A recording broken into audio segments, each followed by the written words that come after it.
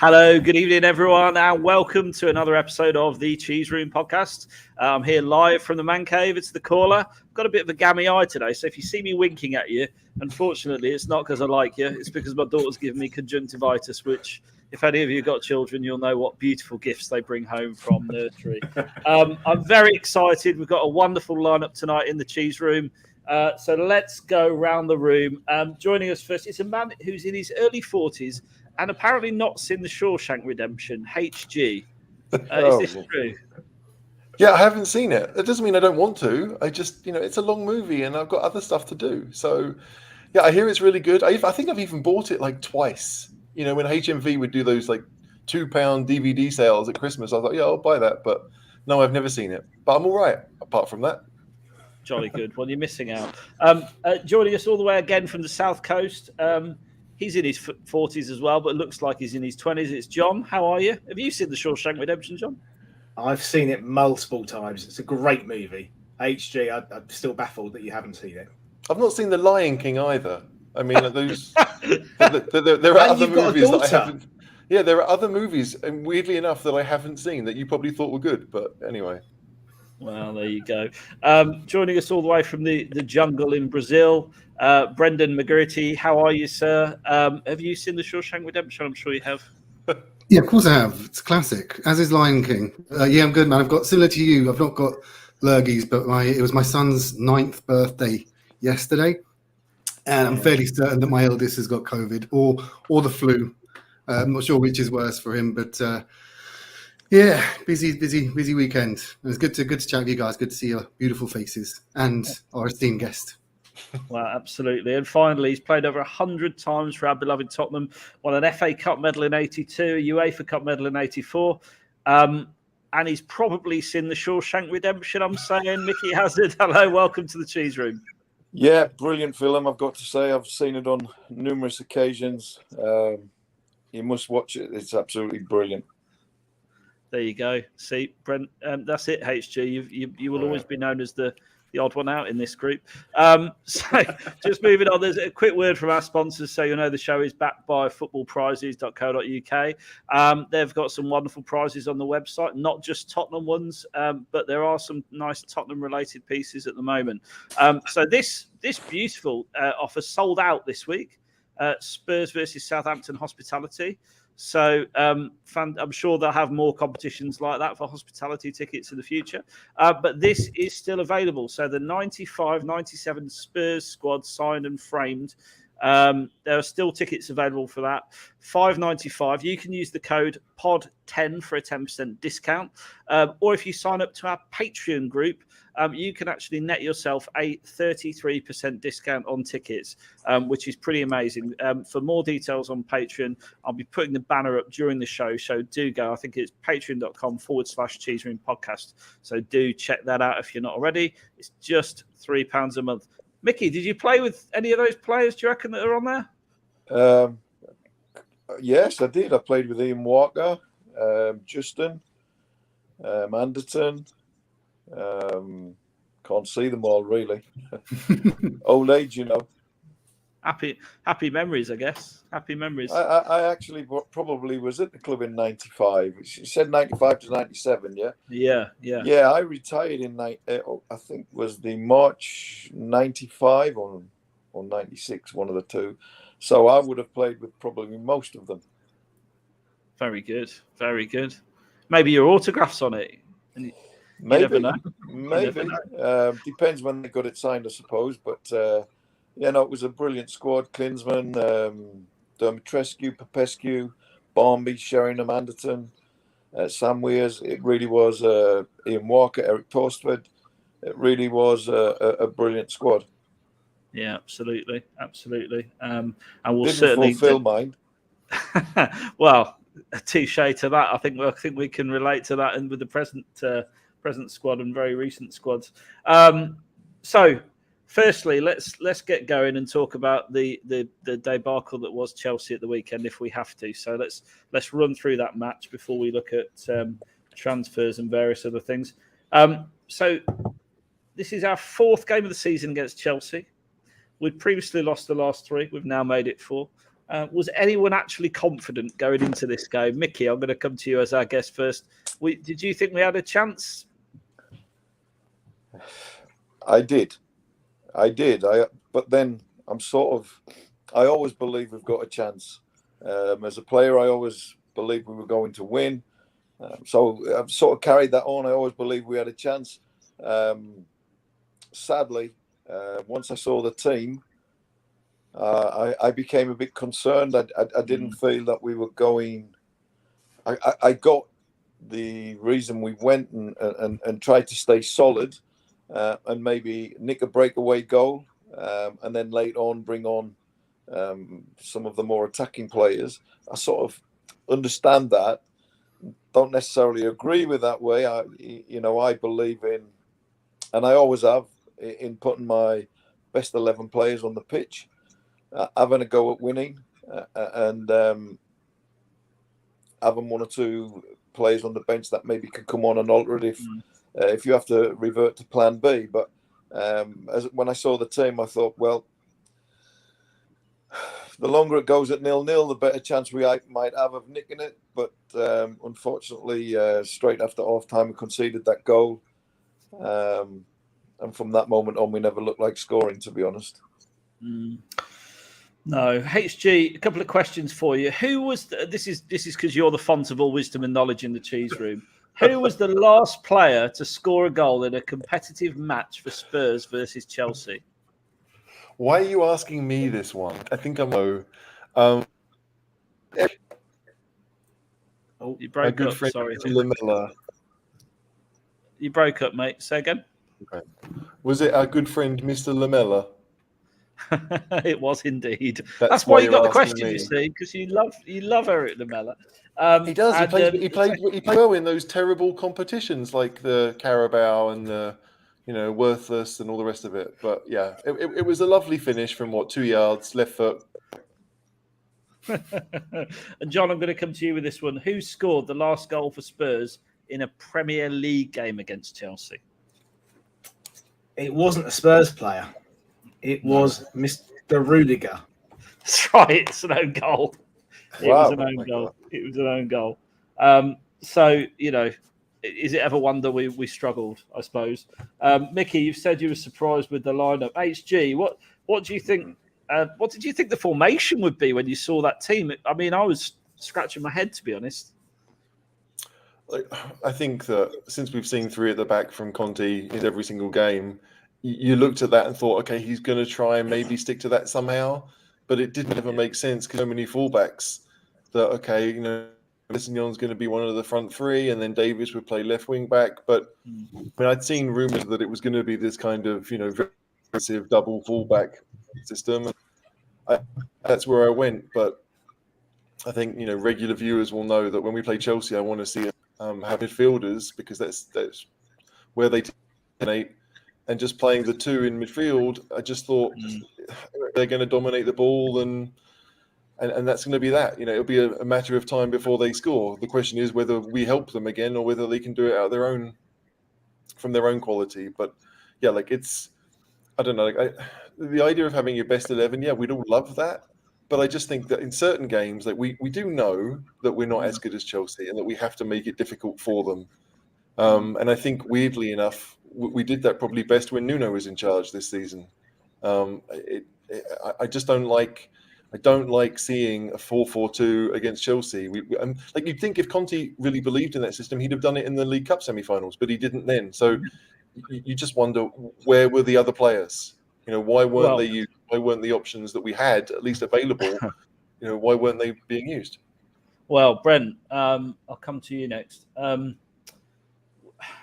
What do you think's going on there? So we know Dele was pretty much done at the club after the slow walk debacle and training with the reserves, rightly in my opinion.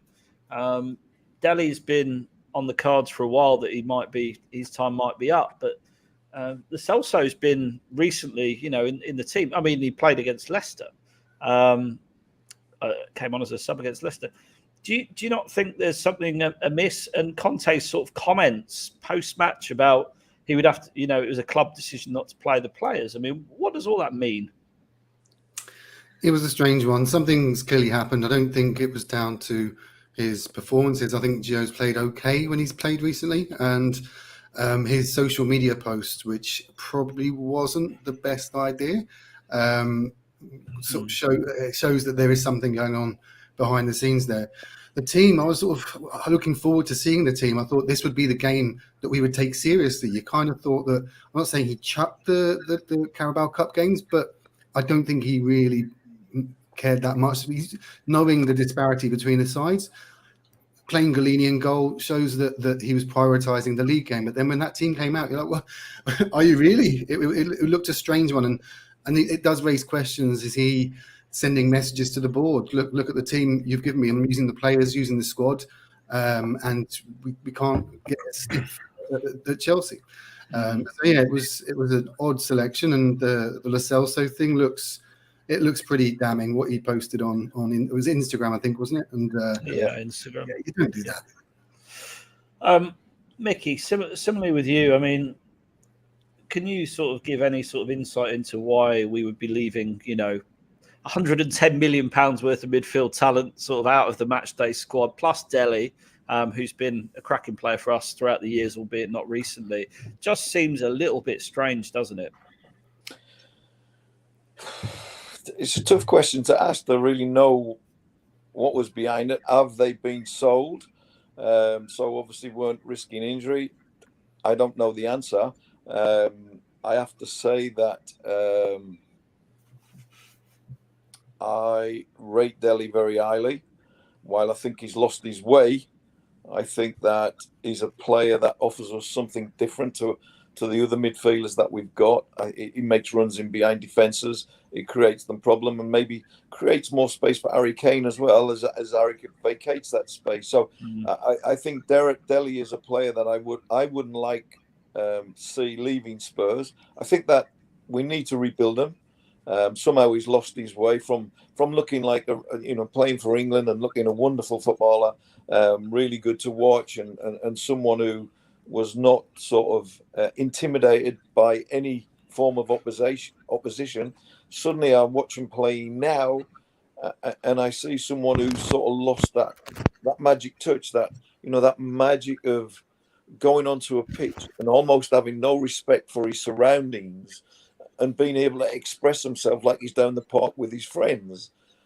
So if we could rebuild him and give him that freedom of expression that he had when he first broke on the scene, I think that he would be a great addition to our team.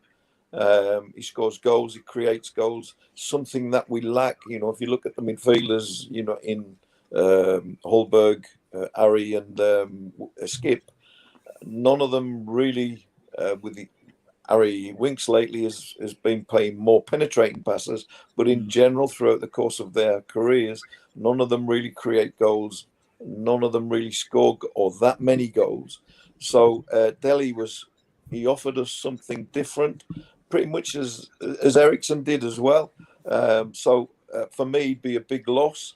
Not in his current form, but some time spent rebuilding his confidence to bring him back to the levels, remind him of what he did well when he was at his best. And I'm certain that he could be a good player in our team again. Lo Celso and Ndombele, I can't see Ndombele playing again for us after what he did against Morecambe. Was it Morecambe? Yeah. When he strolled off when we were 1-0 down, took 10 minutes to get off the pitch.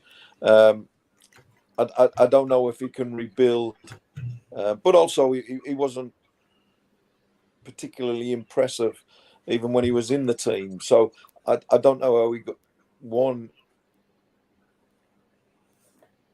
I think we've lost Mickey there. I think we've lost Mickey a touch. John, I'll just go to you. On that same train of thought, really, Chelsea had a lot of the ball first half. Didn't really penetrate us, did they? No, but I think some of that was down to Lukaku's lack of form. If they'd had an on-form striker, they probably would have scored a couple in the first half. Biggest worry for me, as HG said, it was the midfield two. you can't go to Chelsea. Mount had the freedom of Stamford Bridge pretty much. He was running all day because the other two midfielders were occupying Winks and Højbjerg. Sessegnon, I don't think he really know what to do. Sessegnon looked a bit lost, to be honest. So we were pretty much carrying. We'd been better off playing Bergwijn on the left as a winger and putting an extra midfielder in. I think. But yeah, I mean, it was for me. It was a matter of time before they scored. Yeah, it did look like that. And I suppose one of the questions: should Doherty have had a red card? HG. I was surprised it wasn't a red card, if I'm honest. Like, I didn't think he certainly wasn't deliberate. I don't think he tried to leave one on him. But when you saw the replay, you thought if they think it's deliberate, he's going to go. Yeah. So I was a little bit surprised that they didn't think it was deliberate. And part of me was, are they just doing it for TV? Like, do they think it will be a better game with Doherty still on the pitch if it stays 11v11? But it was an odd one because, like, clearly he doesn't mean it. But those challenges have been given as reds before, so I guess you thought if they were going to be a little bit consistent, they'd continue with that, with that policy. And then a bit of fisticuffs almost, Brendan, with Mount pushing Tanganga into the hoardings and Tanganga getting booked. Tanganga got the runaround, really, didn't he? Yeah, mate. I didn't actually get the game. I was at the birthday party, so I've seen the highlights. So yeah, bring that to someone else. John. Yeah, I mean, Mount was naughty, and I was listening to TalkSport earlier, and they had I can't remember who it was, an ex-ref on, but they always get ex-refs on to talk about things, and he was describing a situation which wasn't actually the Mount one, but saying in the particular incident they were talking about putting a player in danger, it being a red card offence, and effectively Mount put him in danger by shoving him into that hoarding. Now I would have said it had been a yellow, but actually by that letter of the law, it probably should have been a red. But why does VAR not look at that either? HG, our resident VAR expert, will give us the answer to that question. I don't know if you're praising me or doing yourself down when you say that. Well, it's one of those weird things where, like, clearly there was going to be a coming to. Tanganga was going for the ball, wanted to be physical. Mount gave a little bit back. I think Tanganga slipped. They have that bit of AstroTurf that's not grass thing between the actual grass and the stands, and I think he slipped on that, which is what put him into the hoardings as heavily as he was. But I don't know. Like, I feel like it was coming together, and I don't think Mount intended to really slam him as hard as it was.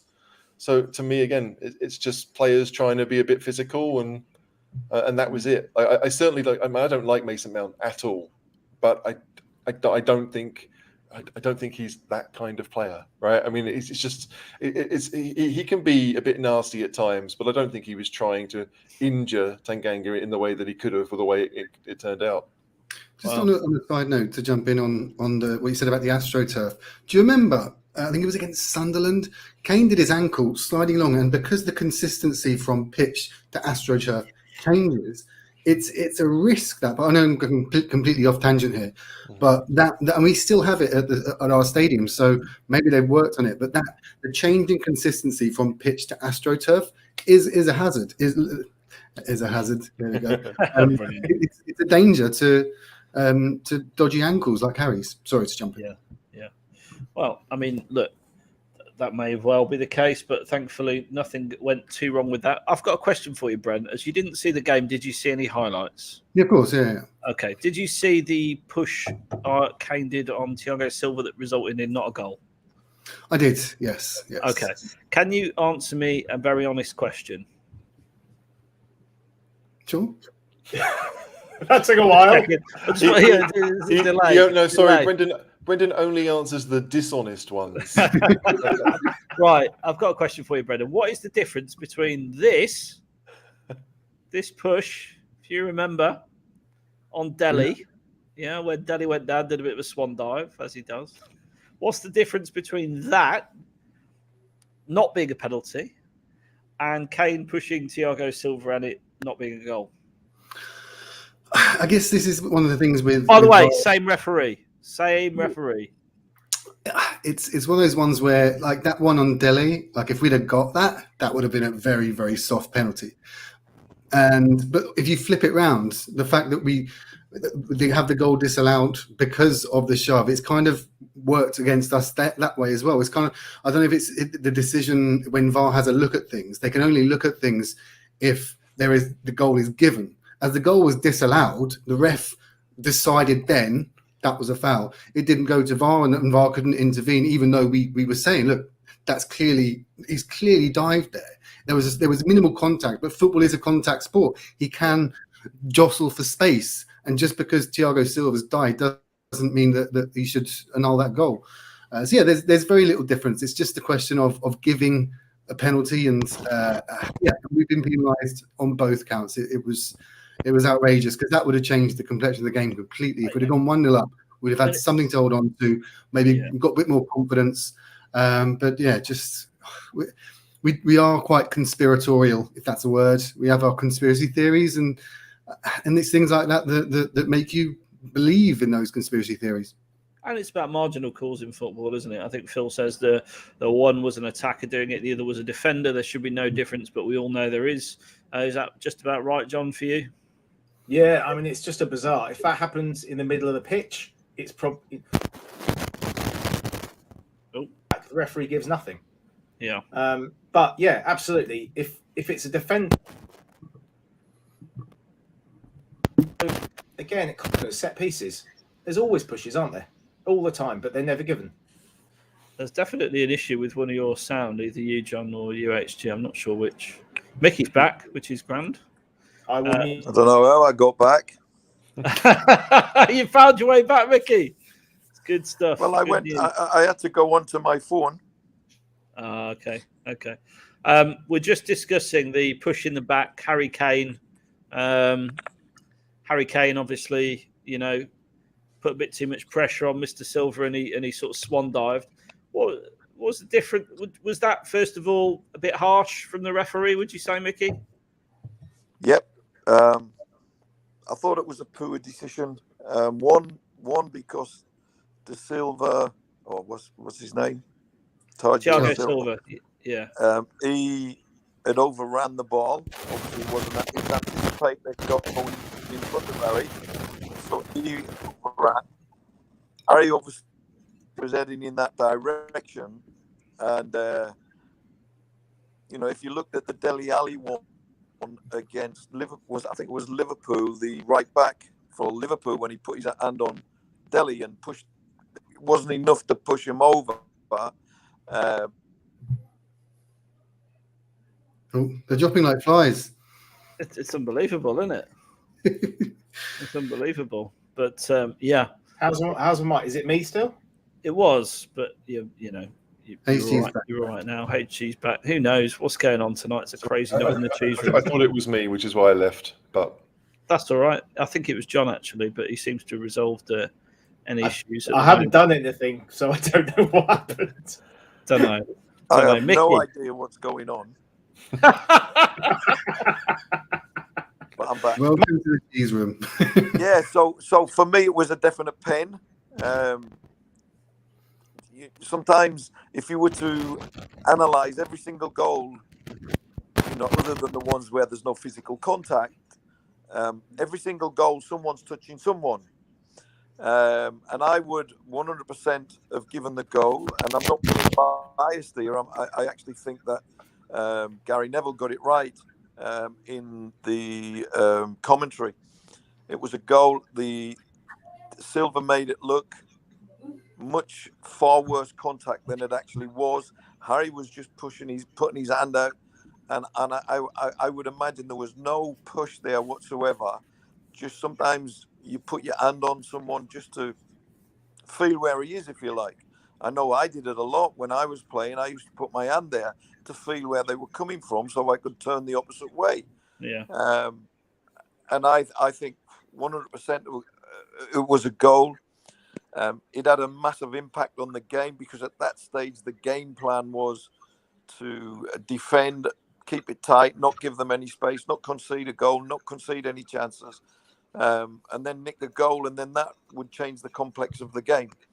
Unfortunately, it didn't. The ref disallowed it, and once it went to VAR, I had a feeling that they would disallow it, because there wasn't enough there for them to change the decision made by the referee. Yeah. But then once they got the early goal in the second half, game plan was sort of finished, And obviously Conte was reacting to that and making his changes just as they got the second goal, which has then made it sort of almost impossible to come back.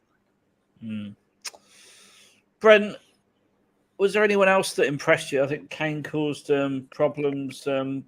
Did Bergwijn have another good game on the back of his fantastic performance against Leicester?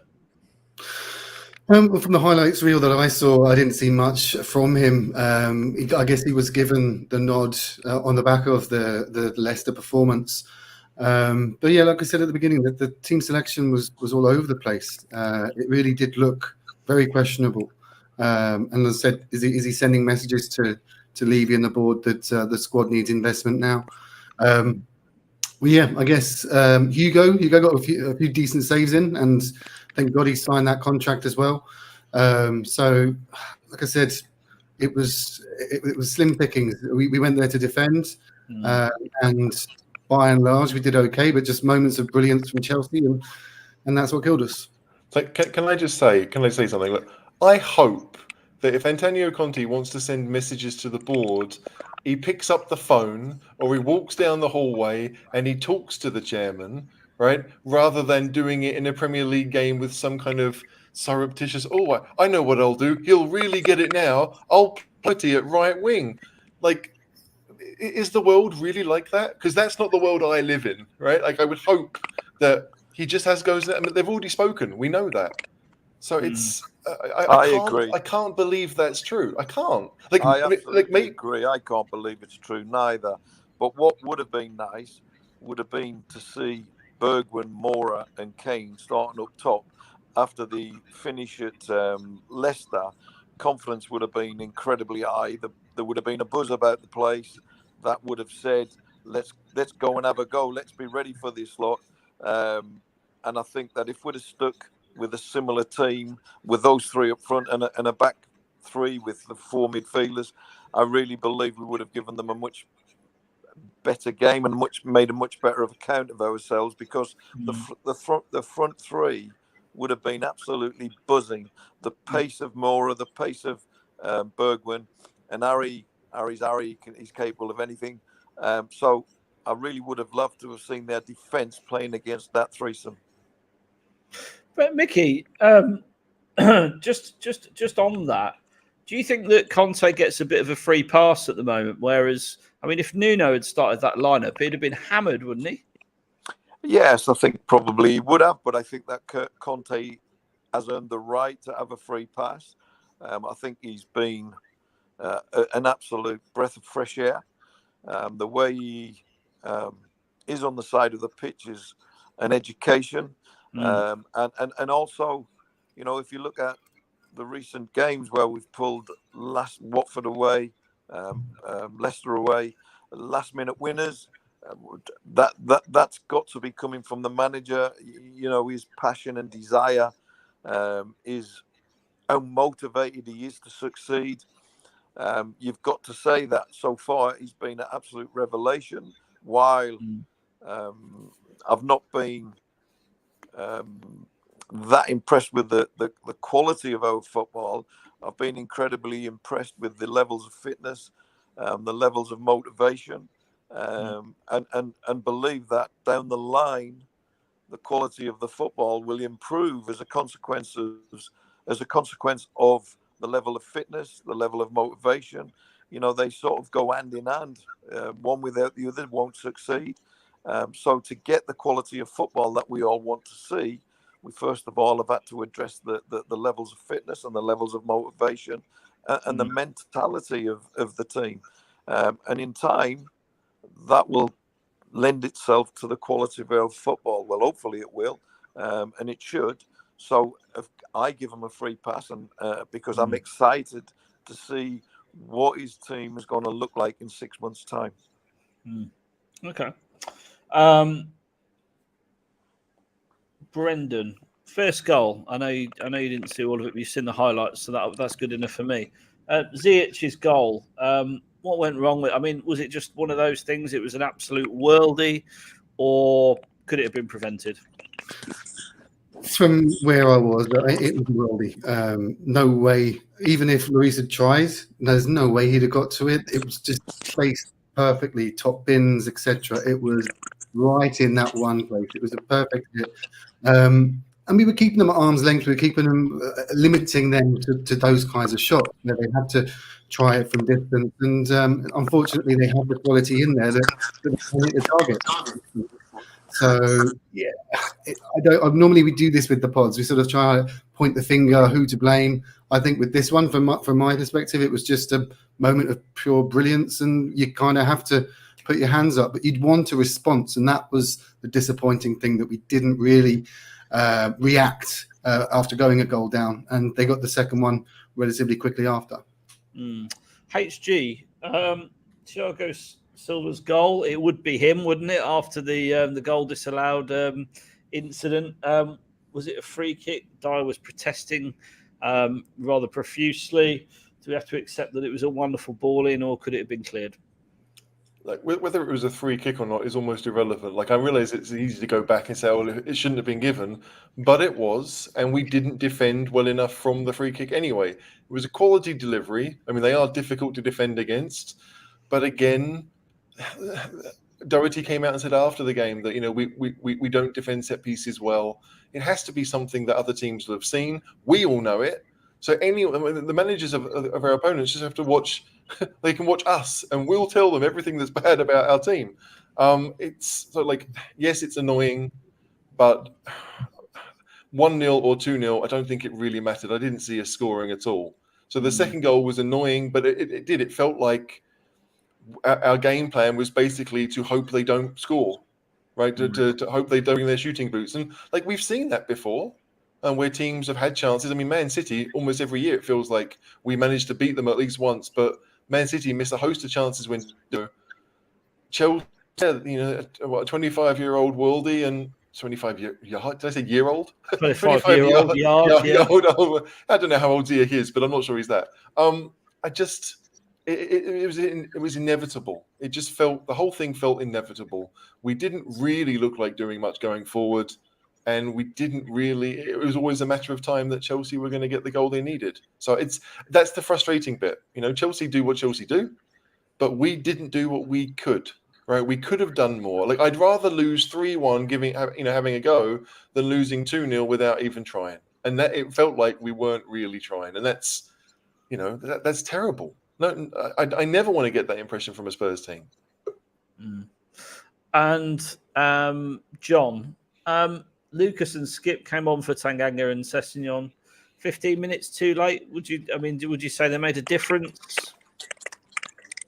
Right. Can you hear me okay? Yeah. Fine. I think Tanganga should have gone off at half time, and I think the lead up to the first goal, had he not been booked, he probably would have brought down Hudson-Odoi, or certainly made his life a lot more difficult to prevent the ball being spread across. But yeah, we did okay first half, but like I said, the goal was always coming, and Sessegnon and Doherty didn't really have a clue what to do in those wide areas. They didn't know whether to defend, whether to try and attack. So the change needs to be made, but by that point, it was pretty much game over. Tuchel doesn't lose games 2-0 up, does he? Very often, if at all. I'm looking at HG right now for the stat man. But yeah. Doesn't happen, yeah. Apart from in that pre-season friendly. But our chances were first half. You know, I thought Bergwijn looked good first half and was causing problems. But he got a few kicks, and in the second half, he wasn't the same. Yeah, absolutely. And Mickey, Brian came on in the 89th minute for Winks. What was the point of that? But equally, what do you make of Brian? There's talk of him going out on loan. Is he a player you like? Can you see him at Spurs in the future?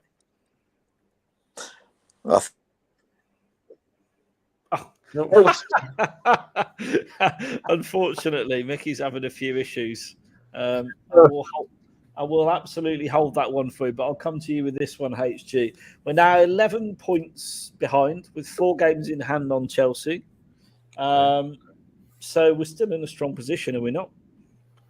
We all expected to lose, so the position hasn't really changed too much. But yeah, it's more, are we getting what we can from the players we have? we're getting results, right? We have got results. I mean, it's the first defeat in the league under Conte. That's obviously one defeat in 10 will always look good, especially when you're winning over half your games. And I've always thought that if you win over half your games, you have a chance at top 4. That's it. Yeah.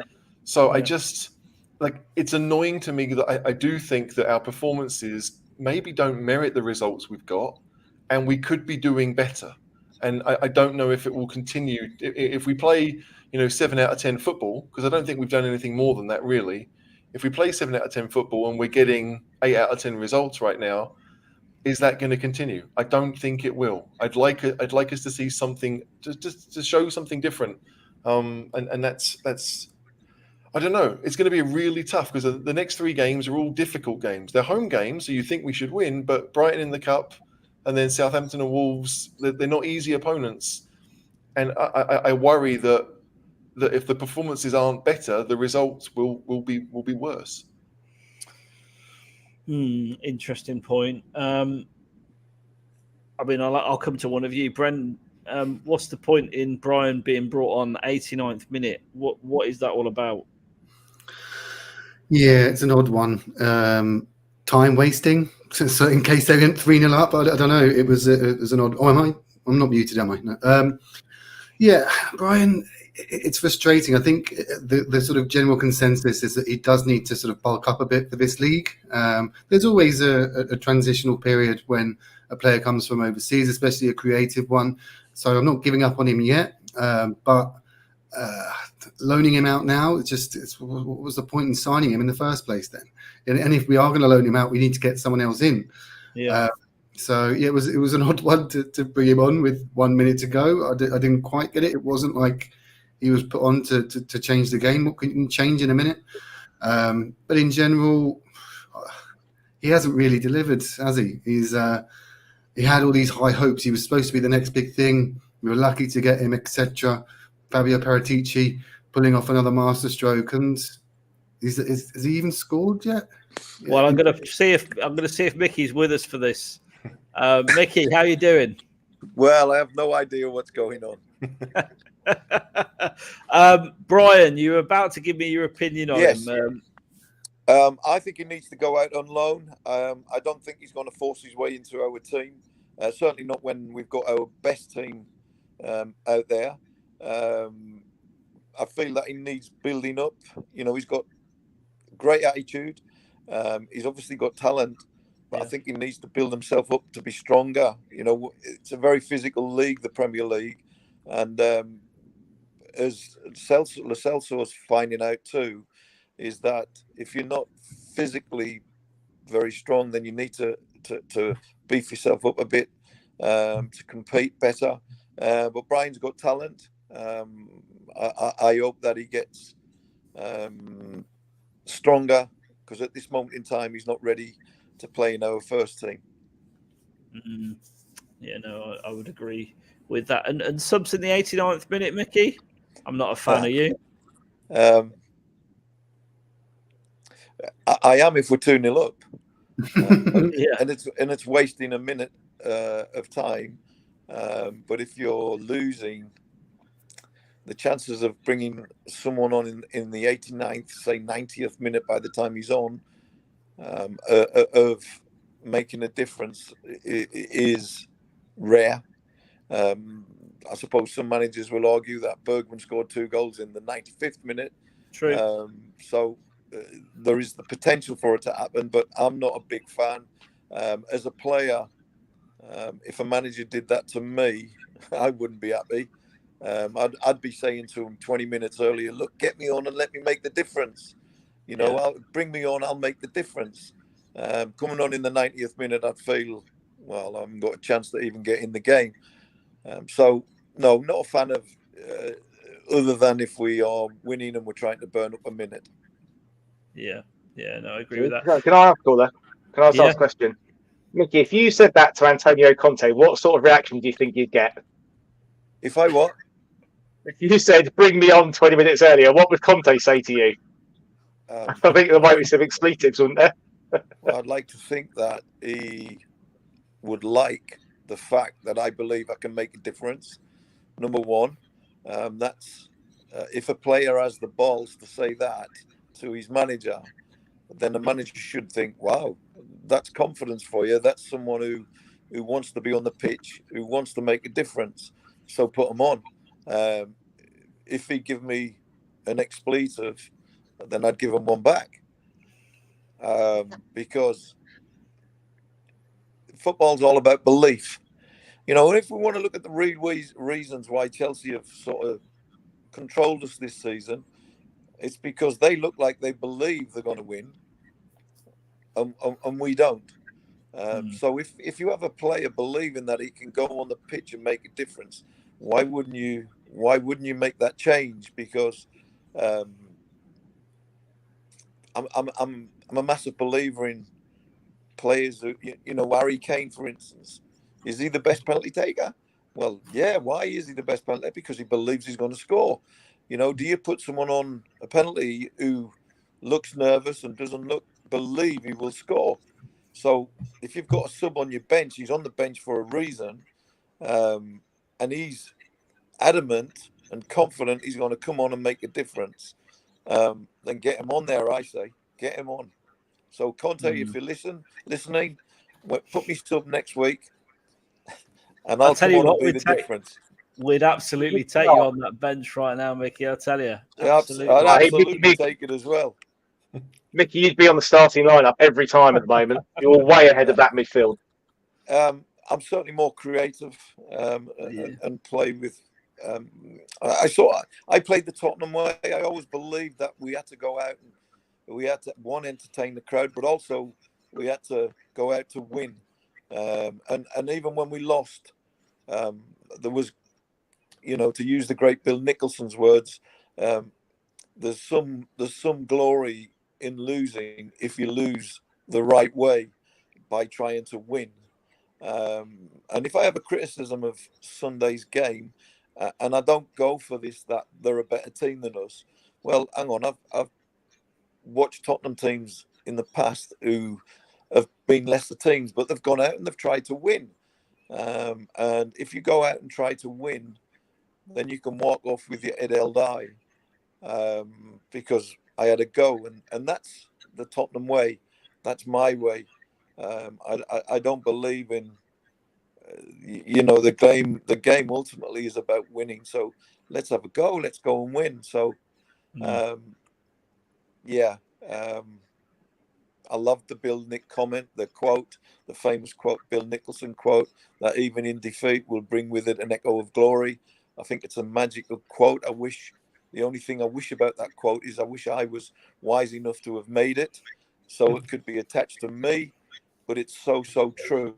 You know, there's a glory in the way that you lose too. Absolutely.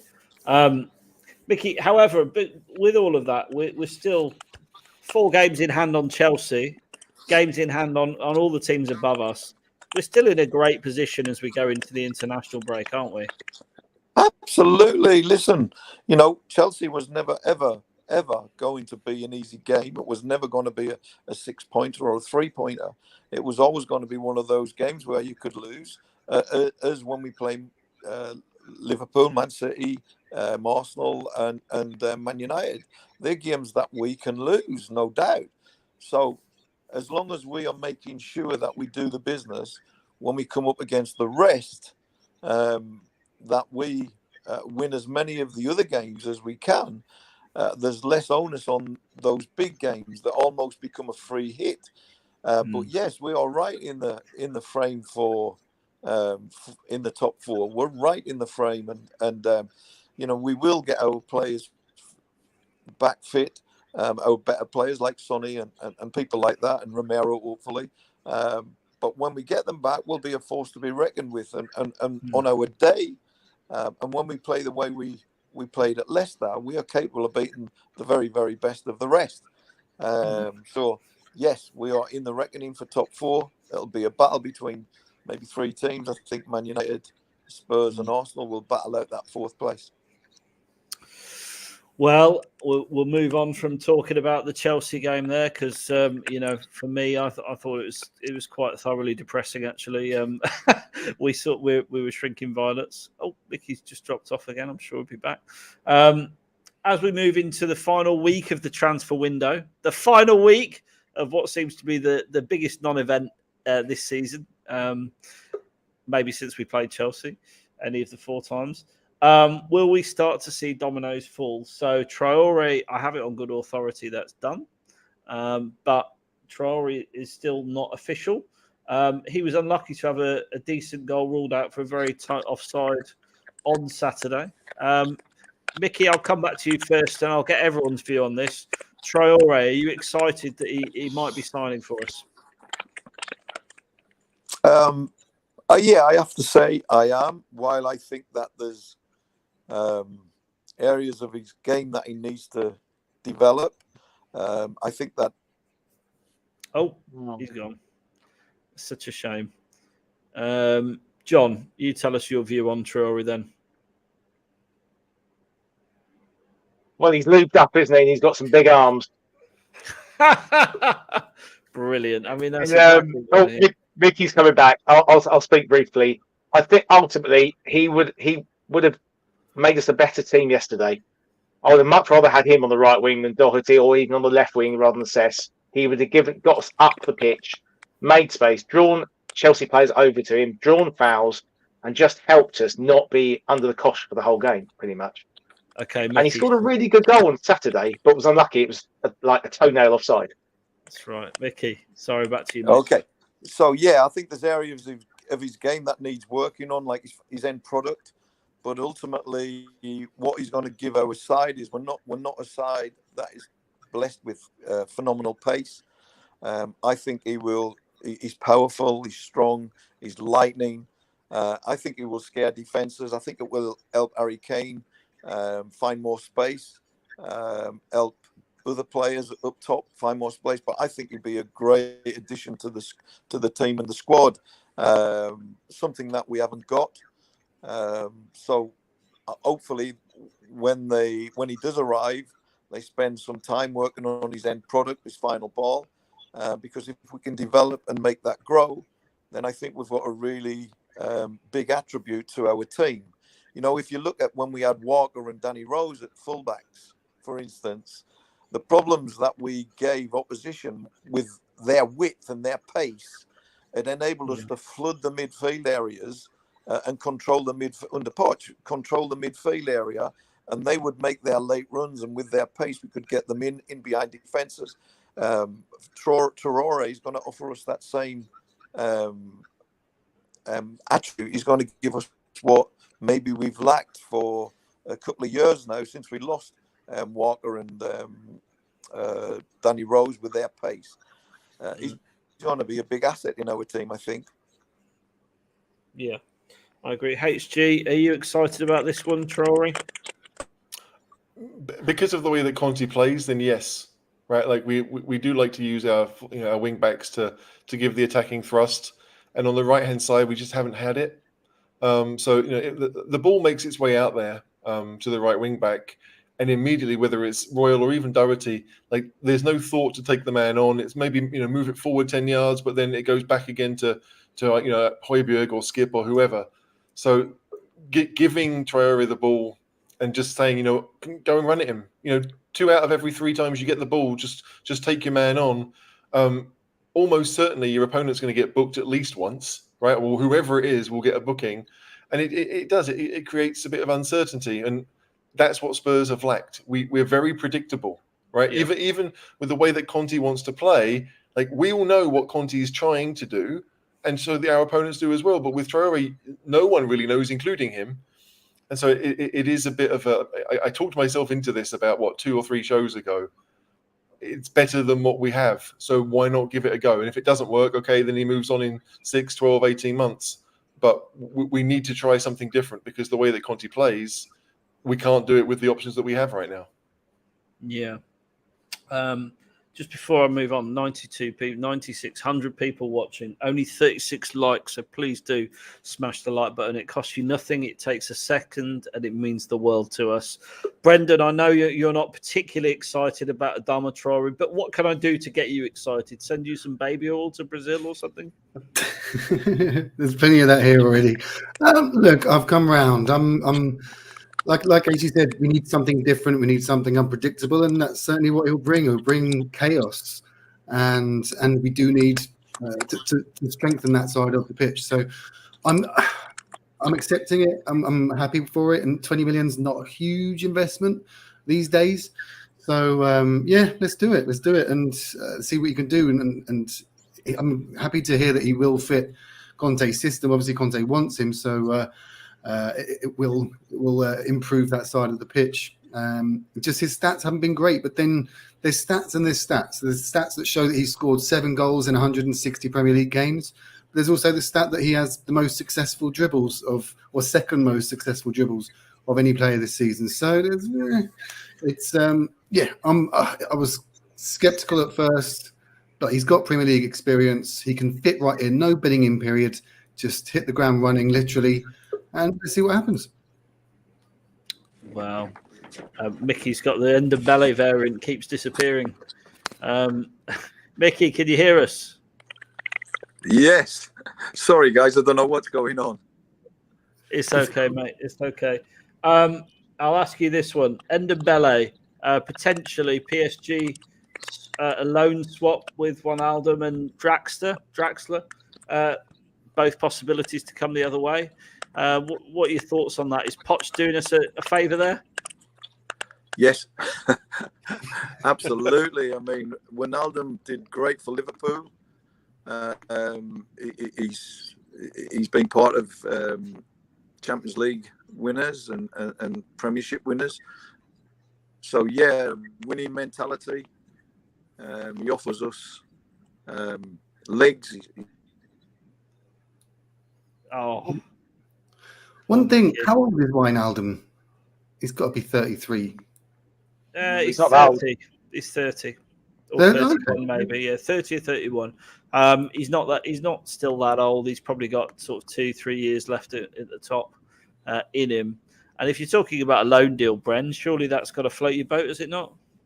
Yeah, like so apparently it's a double swap. So they get Dele and Ndombele, and we get Draxler and Wijnaldum. I don't know. It may be just paper bullshit, but it's about refreshing the squad, changing things up, trying different things, and those players would certainly bring that. Draxler is a German international, I believe. He's still playing for Germany, and it hasn't worked out for him at PSG because of the competition they have further up the pitch. So if we can get him, why not? Looks like a good deal.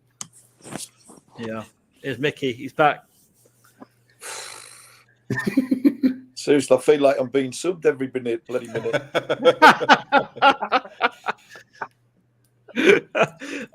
Draxler and Wijnaldum. Yeah, for sure. In my opinion, either. Wijnaldum, obviously, as I mentioned earlier, he's got the winning mentality. He's played in a very, very successful Liverpool team.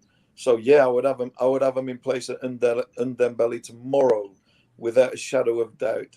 You know, when you're playing Ndombele, often you're just carrying him, and despite his talent, his motivation, which we should have guessed by the fact that he was so unfit. You know, if you're motivated and you want to play in the team week in, week out, you've got to be fit. That's the first priority. So we should have guessed that he wasn't very well motivated. And despite his undoubted talent, when he does play, because he's not fit, he can't fulfill his talent. So it's a vicious circle. So for me, I'd have Wijnaldum all day long over Ndombele. Absolutely. Looking at Weston McKennie seems to be back on the cards. HG Kessie not going to move in Jan, according to the latest transfer rumours. Are you keen on McKennie? I wouldn't say I'm keen on him. I mean, I think Conte wants midfielders that have the ability to score. Like, if we do believe that we're going to go for this 3-5-2 that he used it in Italy, in Juventus, and basically everywhere not called Chelsea, then we need to have midfielders that can be that box-to-box goal threat. And we don't have any right now. We really don't. So, like, Wijnaldum wouldn't be my first choice, but again, it's 6-month, maybe 18-month loan. We know what we're getting. It is better than what we have, so you can't be too disappointed. Draxler is that creative player that everyone wants us to sign. Again, I don't think it's a great deal. I mean, the guy who I think it was Adrian said, he's a right-footed left winger. Yeah, and it's probably the one thing we don't need. Like, he's got a decent passing range. He is a German international, but as I said in our little chat in our WhatsApp group earlier, like, to me, PSG are full of youngsters who go there to make a name for themselves, like Mbappe did, kind of, or they're full of people who go there for a last payday, like Messi and Ramos, and I mean there are more. I mean, Wijnaldum himself, right, went there for a last payday. And so if you join the club at 22, 23, like Draxler did, and you don't play that often, and you've been there 4.5 years, like, is that really what Spurs are?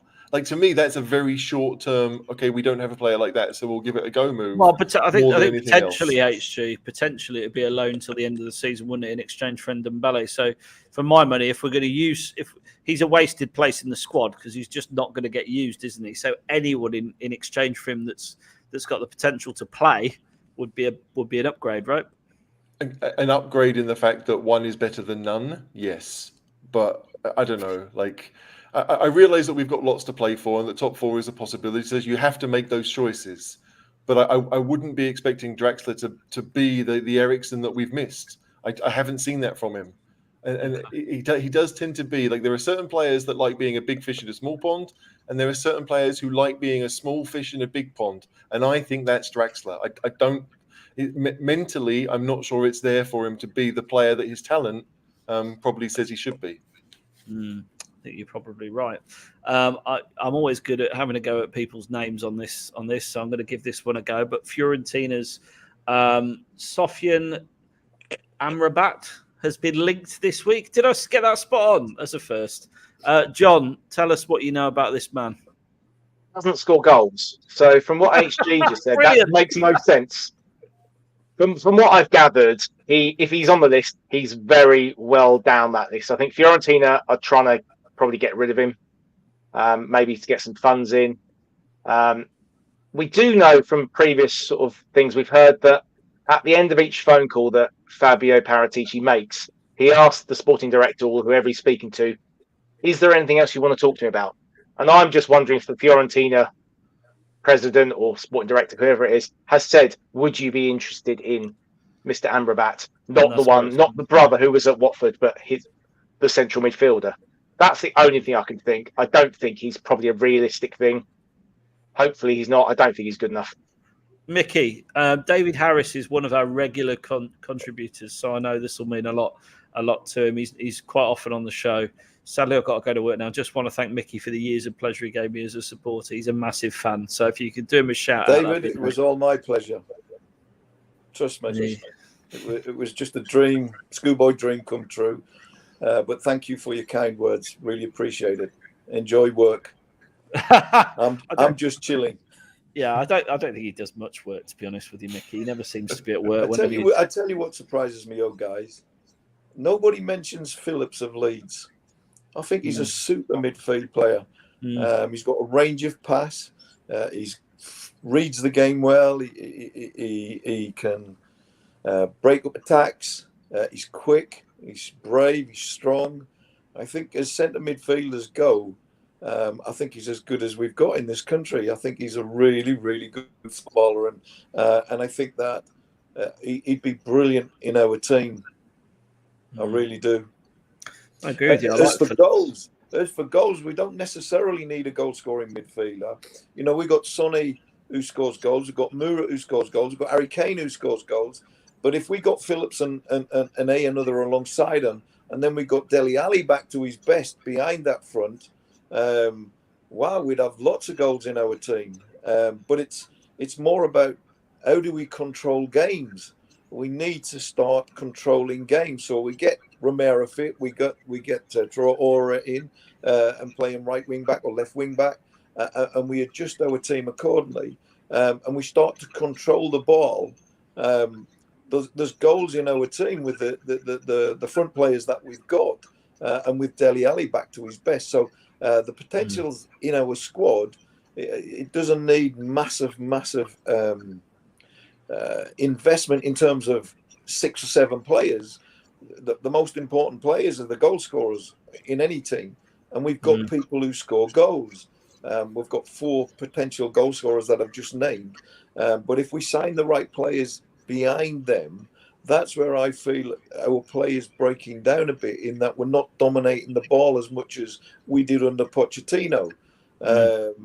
If we could dominate the ball and get the right players to dominate the ball, a playmaker like Phillips, a defender who can play and make the play from the back, to control the game, then I really feel we've got goals in our team to go and win games and be successful.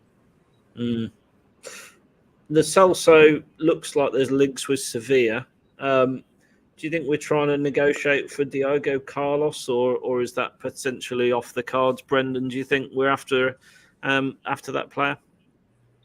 Yeah, sort of a few of those rumours. I know he's Brazilian, or he's got a Brazilian name. I'm sure he is Brazilian. Yeah, he is Brazilian. But he's 30 now as well. So it's not really the type of profile that we go for. If we can get him on the cheap, and if it solves the Lo Celso conundrum, then I'll be for it. We do need to get another centre-back. Again, I'm not sure if he's left or right-footed, so maybe someone else can help with that one. But no, we do need ideally a left-footed centre-back. About Davies has been okay. He's been in 6s and 7s, but if we are going to be pushing for top 4 and other honours, we do need to upgrade on Davies.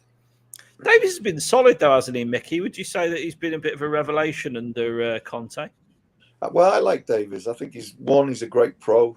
He's absolutely a lovely lad, and I think that with the right players alongside him, if you look at, say, Romero, when he's fit, I think he's a super player, and I think he's going to be brilliant for us. I think when we get the 2 right fullbacks in place, right and left fullback, if we get those 2 in place, and then the 2 players ahead of the back 3, then I think Davies could be absolutely play the left side.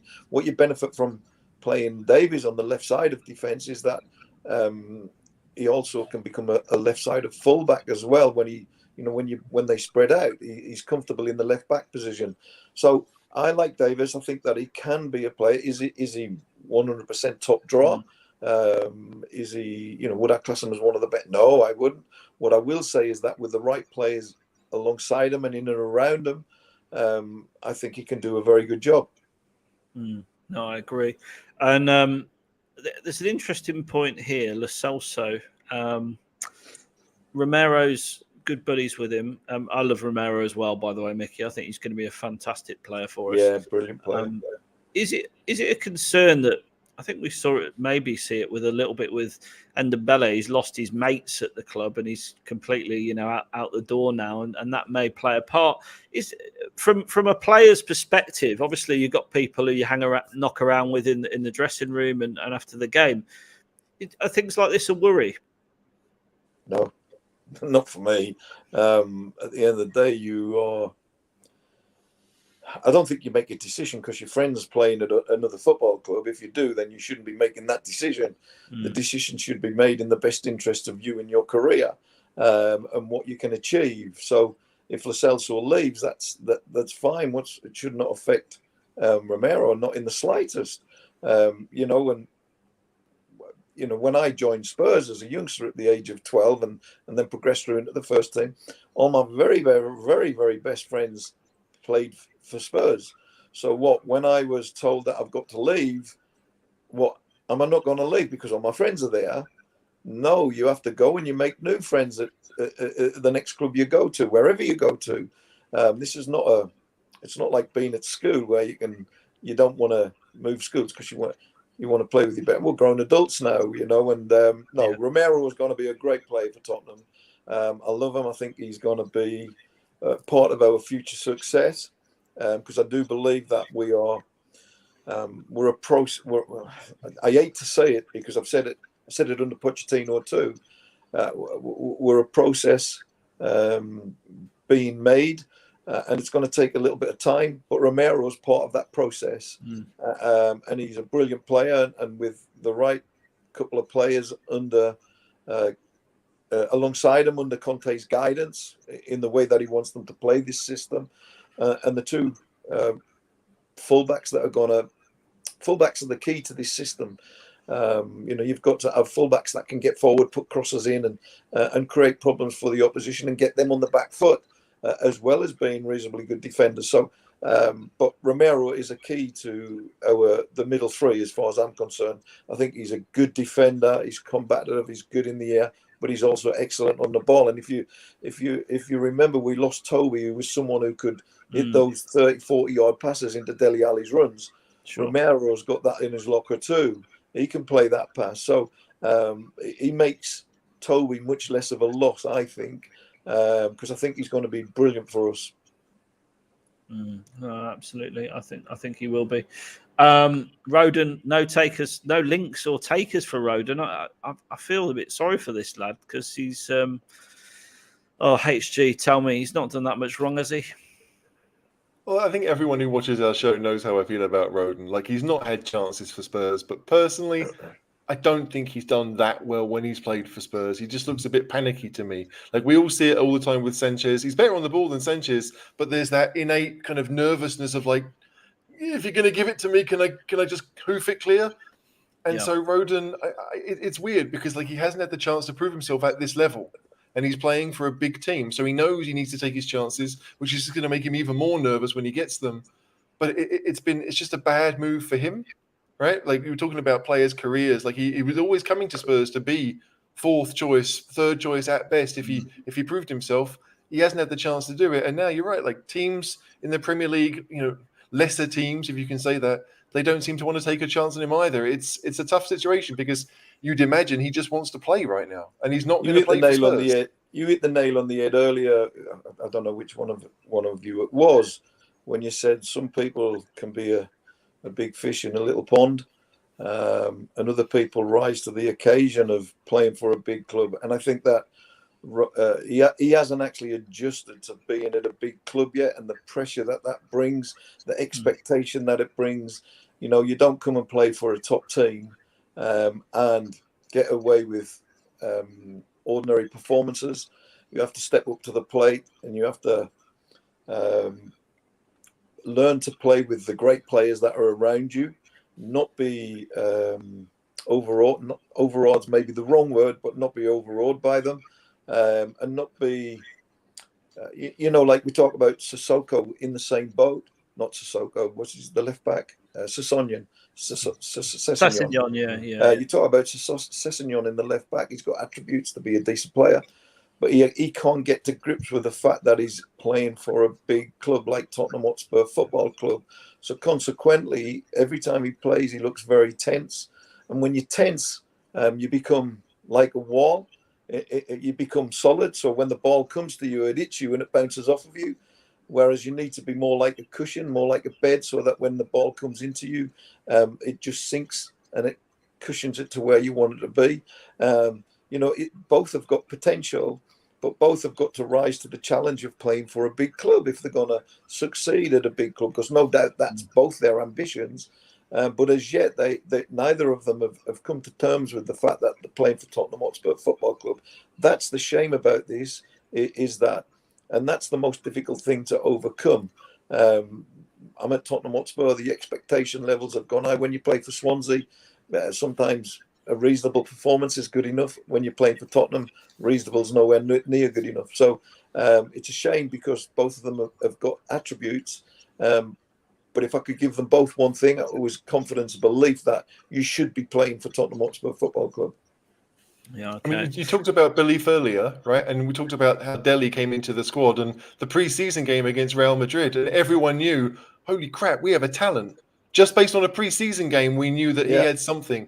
And it is. You talked about belief. They don't seem to have it. They have the talent, but they Yeah. don't seem to realise that there's a reason why they're at Spurs. Absolutely. Right? Listen, belief. I can't speak highly enough about belief, confidence, whatever you want to call it. I can't say enough about it, right? My motto is that as a player, you should not depend on the manager saying, hey, well done, or the fans singing, one Micky Hazard, or your teammates saying, hey, Micky, that's brilliant, to give you confidence. Your confidence should be inbuilt inside of you so that if the fans have a pop at you because you give the pass away, your confidence is not affected. Because just as sure if the fans singing one Micky Hazard boosts me, then obviously when they criticise me, that knocks me. So you have to have confidence or belief that's on an even keel. It's in a straight line. It doesn't deviate upwards if you're getting praised, and it doesn't deviate downwards if you're getting knocked. You have to have that innate belief that says, I'm a good player, I am where I should be, and nobody is going to stop me playing well, because I'm not going to let you decide whether I feel good or whether I feel bad, because this is me feeling good, full stop. That's how players need to look at confidence and belief. It should not deviate above or below the line. Well, Micky, I was going to throw it open to the guys here, see if there's anything that they want to ask you, if you've got a few more minutes to spend with us. Is that all right? Yeah, no worries. So, John, you got any questions for Micky? Well, I was just going to quickly run down the ones that we put on the run sheet earlier, just to remind me.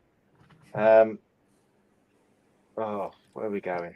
I mean, while John's looking, I've got one for Micky, right? So, I had a season ticket when you were in your second spell at Spurs, and I remember going to Highbury to watch the derby on a Monday night under the lights, and obviously I knew your name, right? I mean, the early '80s was a bit before my time, but I remember watching it, thinking this guy's the best player on the pitch, right? And you were, maybe a decade older than some of them, right?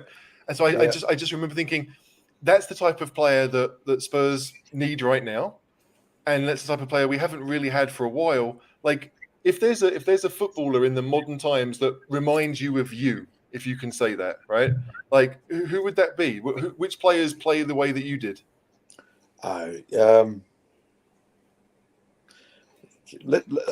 First of all, I need to say that I was one of the most gifted players of my era.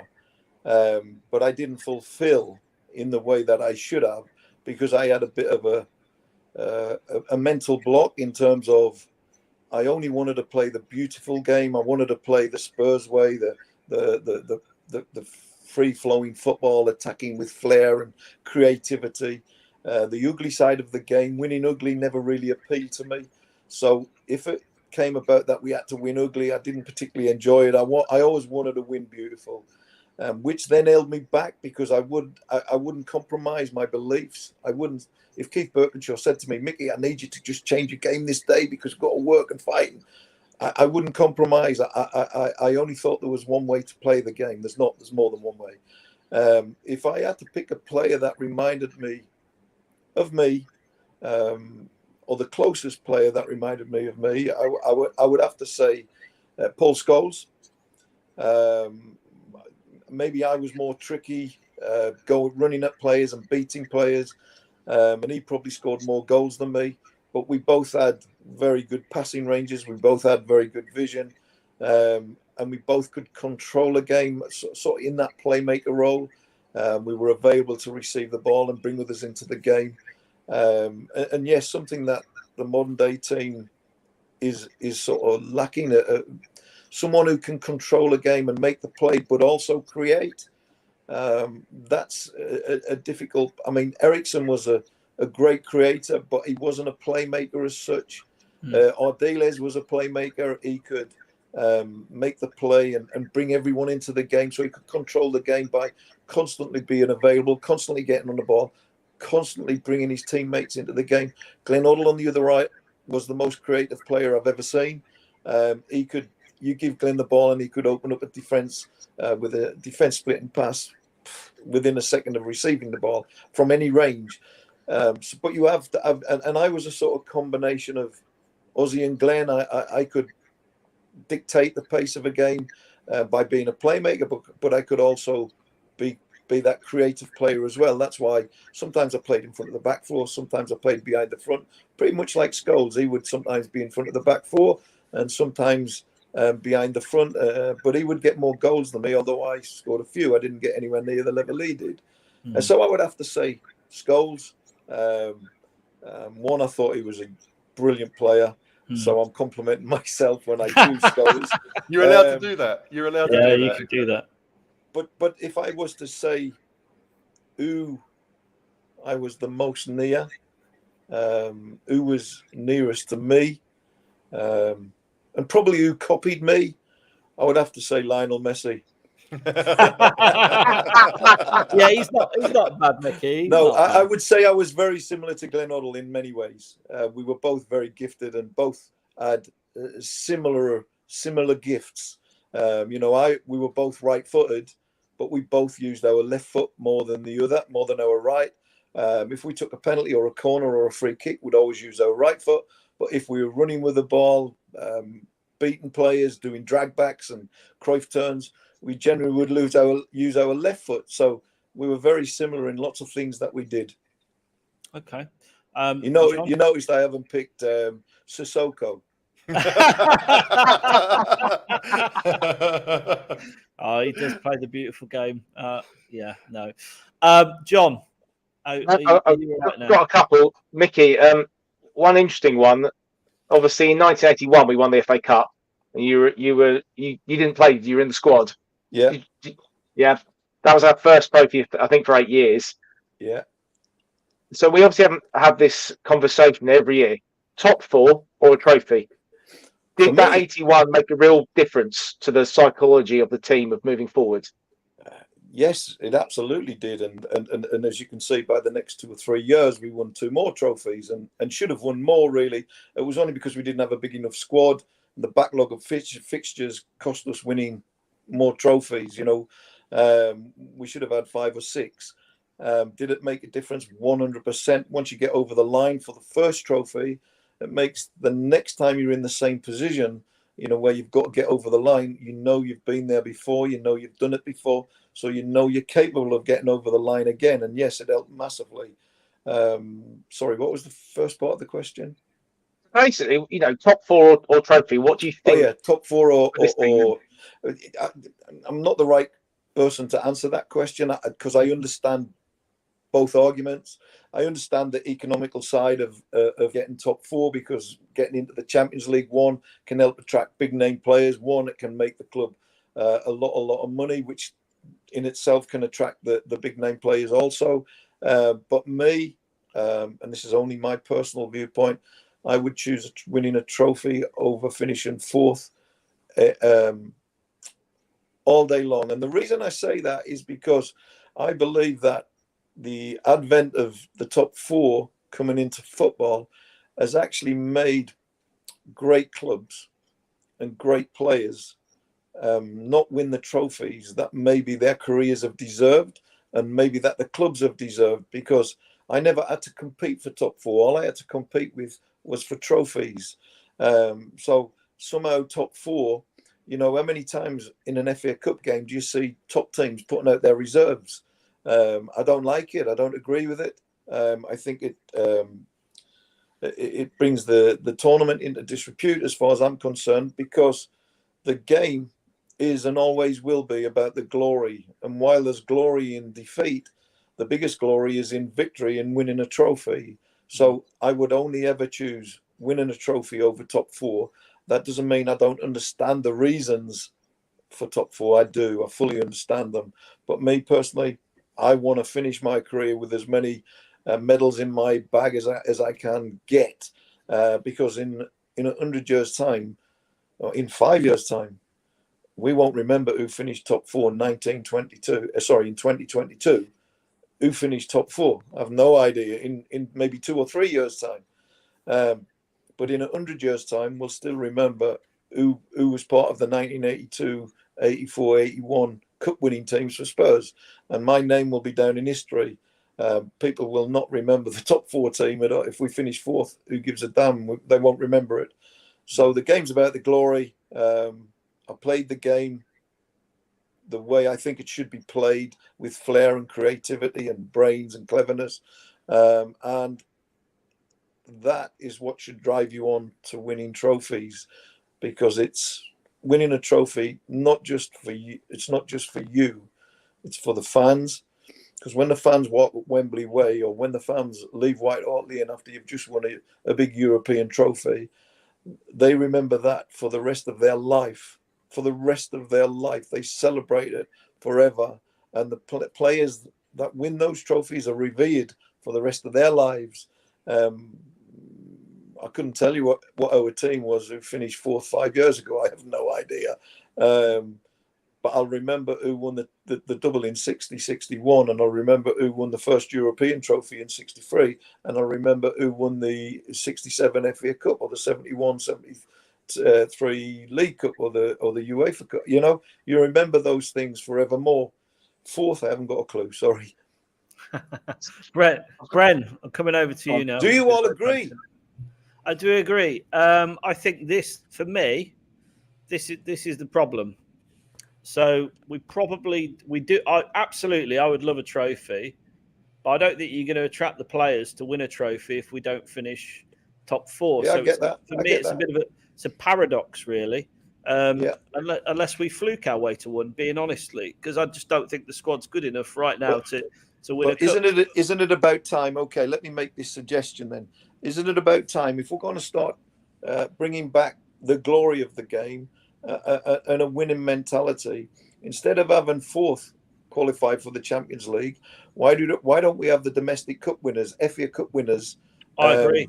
Totally going to the Champions League, because that way you'll have all your best teams treating it with the respect that it deserves, and the respect that some of the greatest players of the past have given it, and also the reward is Champions League. That way you're getting winners in, or you're bringing about. I believe first and second maybe should go in, but maybe second and third, maybe we should give them to the two domestic trophies, because that would then make winners out of great footballers who were dictated to by football clubs wanting to finish in the top four and end up finishing with no trophies. I find that really, really sad. Yeah, totally agree. What do you think, Bren? Yeah. Like you said, it's a bit of a paradox in that to attract the players that we need to win trophies, we need to be playing Champions League football. So, it's something I guess I'd love. I mean, we've not been in Champions League for a couple of years now, so I think we due a trophy, and so I'd happily skip 1 year of Champions League if we got an FA Cup. I'm fine with the League Cup, etc., but an FA Cup, I wasn't supporting Spurs. I was too young to remember the '91 final. We've had so many semi-finals since and never got back to the final. So an FA Cup would just be so special. Just a couple of things for Micky. I'm, as I said, so I'm a bit too young for your first time at the club. The second time, you were there. You were around the squad. You were, but maybe not starting every game on your second spell. But you were still. I was 35. And I remembered flashes of you, but what I remember most was the Panini sticker album. I just needed Darren Anderton to complete the Spurs team. And I kept getting Micky Hazard. So I literally had a Micky Hazard pencil case, Micky Hazard lunchbox. All I needed was Anderson. So that was my childhood memory.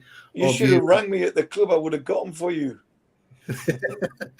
And what we as you know, we talked to the supporters clubs around the world. It's how the Cheese Room was founded, really, was sort of bringing Tottenham supporters clubs together. And we interviewed, I remember, it's either Bill or Ben.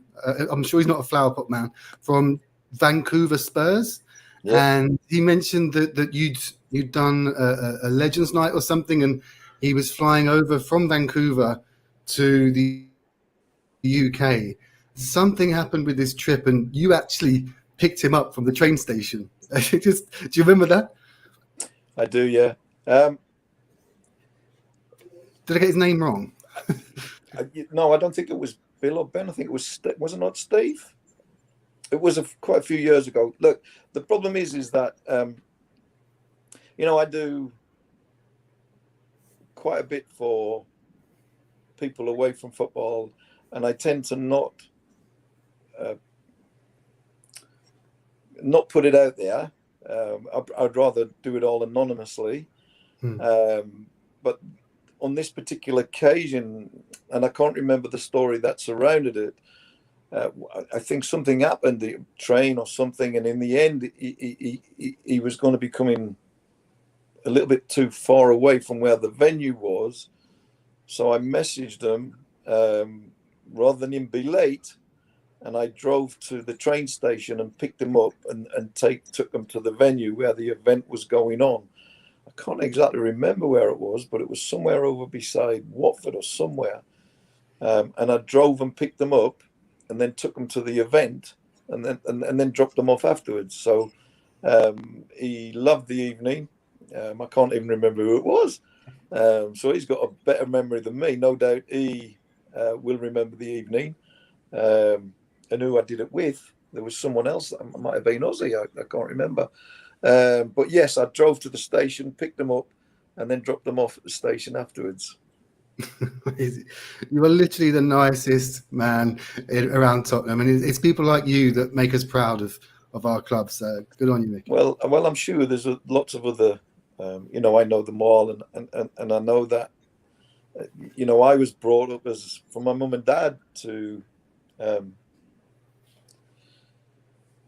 help people less well off than me, or whether it be financially, whether it be health, or whatever it is. And I'm one of the lucky ones that I get myself into a position, or I'm in a position where I can help more than what the ordinary working class fan can do, because I can access the players, I can access this, I can access that. So I can get signed shirts for charities, I can get this for charity, blah, blah, blah, blah.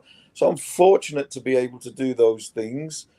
So I'd like to think, and I don't know, but I'd like to think that there's lots of other former players in a similar situation would put themselves out to help others also. But it's not down to me that I do that. I must stress it's down to my parents. My parents brought every member of my family up to help other people, and that's hopefully what I've did throughout my life. And the most important thing is that when you do that, it's also important to remember that one day everything that you do that's good for others, one day will be reciprocated when you are in a similar situation and you need help. So yeah, it's a lovely thing to do to see youngsters when they ask for your picture or your autograph, to see the smile on their faces, the excitement, the joy. You can make someone's day, you can lift someone's spirits. I'm sure you all know a couple of, not Christmas, the first Christmas in, or the second Christmas in lockdown, I can't remember which one it was. I organised a Christmas Day Zoom call for 100 fans that were left at home in lockdown by themselves. And I got Glenn Hoddle on the show, I got Ozzy Ardiles on the show, I got John Pratt, I got Steve Perryman, I got Graham Roberts, I got Gary Mabbott, I got about 6 or 7 of the boys came onto this Christmas show with 100 fans for to lift their spirits because they were home alone. And it was the most incredible thing that I've ever been part of, to see these fans all alone, all by themselves on Christmas Day. And then to see the players who'd give up to about an hour and a half of their time on Christmas Day, the most sacred of all days. I thought it was wonderful to be part of, I'm pretty certain some of your viewers who will be listening to this will have been on the show. It really was absolutely magical. In fact, somebody's just messaged that it was the first Christmas of lockdown, so they were there. It was truly magical, and helping others. I say to anybody out there, if you've got problems, go and help someone else, because it makes you feel amazing, and you can rid yourself of your own problems by helping someone else solve their problems. And it does, if you're down and you're feeling low, ring someone else who might be feeling down and low and talk to them, and you'll lift one another's spirits. There's so much kindness and good out there, and kindness is one of the greatest gifts that we all ever receive. So I always say to everybody, at the end of every message that I post on Facebook, I always write at the end, be kind, because it's a great, great gift, and it can make other people be kind to someone else, So pass it on, pass that kindness on. Oh, we definitely need more of that in the world, and certainly on Twitter right now. Yeah, we do. Mickey, if I may, one more question. So it's actually from Dave O, who obviously isn't here tonight. He's gone to work, but he wrote a few questions for you. He was at your debut versus Everton in 1979. Wow. I think he remembers your massive perm, and you took took a corner for one of our goals. What are your memories of that game for him? Well, first of all, I was supposed to make my debut the week before at Manchester United away at Old Trafford, but we trained in the gym on the Friday. When I finished training, I got a massive blister on my big toe and decided to burst it myself. And by the Saturday morning, it turned septic. I couldn't walk on it at all, so I missed out on my debut. We actually lost 4-0, so maybe I might have played in that debut, and so God was on my side. He protected me, and if they'd won 4-0, I maybe would never have made my debut. Who knows? But I missed that game, and then obviously the following week we had Everton at home, and I made my debut. And it's strange how you look at things. And I was in the dressing room, and of course I knew how talented I was. But I didn't know yet how good I could be in a Div 1 or a Premier League game. You don't know till you get there and you do it. So in my dressing room, team talk, team named, I'm sitting there getting changed, and I sort of look to my right and I've Ozzy Ardiles.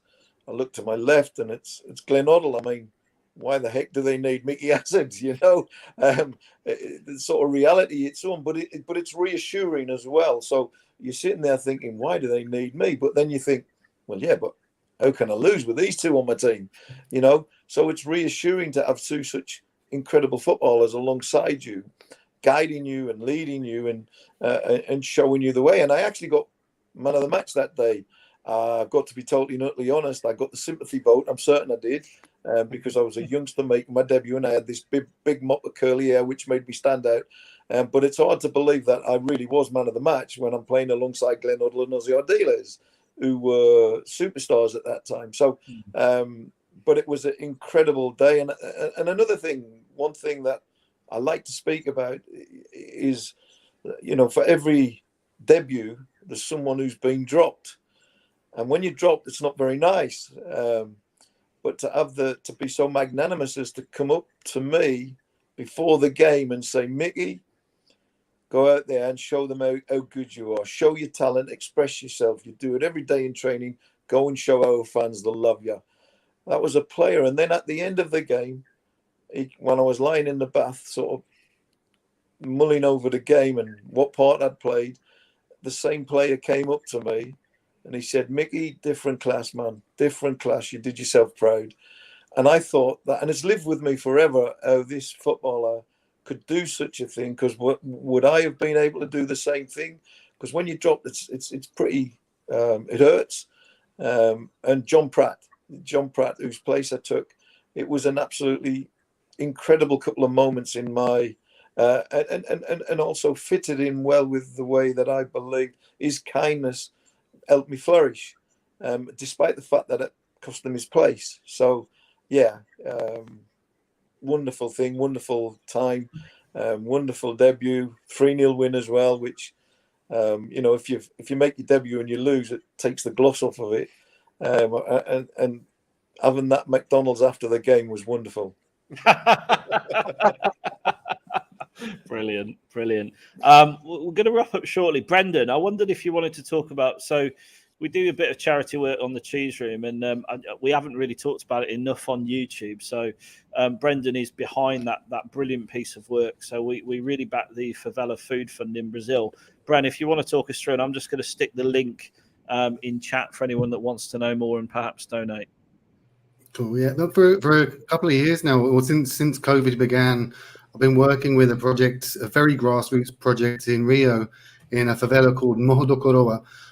Just buying food packs for families that are in need. It's sort of like a sack with basic foodstuffs like flour, rice, beans, a litre of oil, a litre of milk. Because COVID, I mean, this community was already suffering a lot. The police are always going in and out, and there's always shootings, and it's a dangerous place. And COVID just made things even worse there, as it did globally. So we're making monthly donations as part of the Cheese Room podcast, sort of charity and outreach work, and we've been supported by other organisations. So we got Max Rushton coming back on the pod in the next 2 weeks. Obviously, Tim Vickery comes on. Tim lives in Rio, so he's a big supporter of it as well. So literally, the GoFundMe link's there. Even just the cost of a pint, that's half a food pack with the exchange rate right now. So it is making a difference, and we are helping families that are in really, really poor conditions. Just us buying these things means that we can maybe buy some vegetables or maybe a bit of meat as well to eat. So these families are hungry. Brazil is it's a crazy country. I'm very privileged to have the life I do here, and this is the least I can do to help people out here. And an appeal to the viewers and the listeners. Like I said, the cost of a pint goes a long way to feeding a family for a week. That's absolutely incredible, I have to say, and I think it's also important to stress that sometimes people. Certainly in the dealings that I've had in the money that I've raised charity for, people sometimes get embarrassed by the amount that they donate. And I think it's important to recognise that, listen, every small 1 penny to some is more than £100 to some. And every little bit plays its part in building a massive sum to enable you to feed and clothe and give drinks to these people. So don't be ashamed, don't feel embarrassed. £1 is as good as the £100. Every little bit helps. Absolutely. Just before we go, there's a few bits to tie up, so please do check out the latest podcast, available to download on all good podcast providers.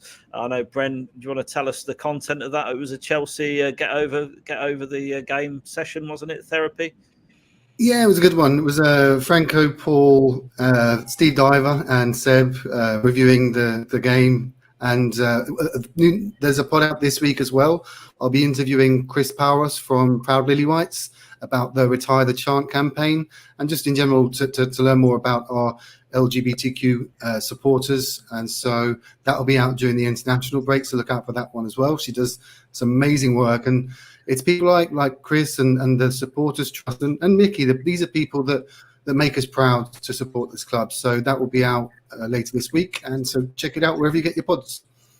Absolutely, check that out, and we'll be back on we'll be back Friday, but then next week we've got our big deadline day show, a 5-hour Cheese Room extravaganza, inviting people from all over the social world of Tottenham Hotspur. If you want to get involved, do contact us, send us a DM on Twitter. We're more than happy to have people on throughout the night. It's going to be 5 hours. Hopefully we're going to sign a ton of players, and that will brighten up the show. If you need me, I'll be there. Absolutely. We'd love to have you on, Micky. We'd absolutely love to have you on. No worries. And just from our sponsors, once again, this wonderful prize is up for grabs. Patrons can get a 33% discount off that. If you don't want to be a patron, it's only £3 a month, and it's great value. So please head to patreon.com/Cheese Room Podcast to find out more on that. If you're not a patron, however, we're good to you, and we'll give you a discount code pod 10 for a 10% discount. And there's loads of other good stuff on Football Prizes as well. And as I leave you this evening, we've got some breaking news. Ranieri, fresh from being sacked from Watford, has found work, which is good. Not quite sure .com Driver's going to pay as much as Watford, but there you go. Micky, I want to thank you for coming on. You've been so generous with your time. Really appreciate you. No worries. My pleasure. Bren, and if you need me next week, let me know. We'd love that. We'd absolutely love that. Bren, all the way from Brazil. Thank you. Cheers, man. Always fun. Great to chat with Micky. What a great show. And look forward to the next one. HG, as ever, the honour is mine. Yeah, Austria is good. I'm happy to be talking Spurs with all of my friends and all of you who watch our show. So grateful for the support. And we didn't play yesterday, so I'm looking forward. Brighton, you're going to get thrashed 2 weeks from now. Come on, you Spurs. Yeah, that's it. And John from the South Coast, once again, thank you. I mean, as always, well done for not slurring too much, this time compared to Friday. I'd had a few gins on Friday, Micky. Would you believe I was slurring slightly? So that's okay. It's it was 5 p.m. somewhere. It was his 40th. It was my 40th. Yeah, I look 50, but it was definitely my 40th. And until the next time, as ever, come on, you Spurs. Come on, you Spurs. Come on, you Spurs.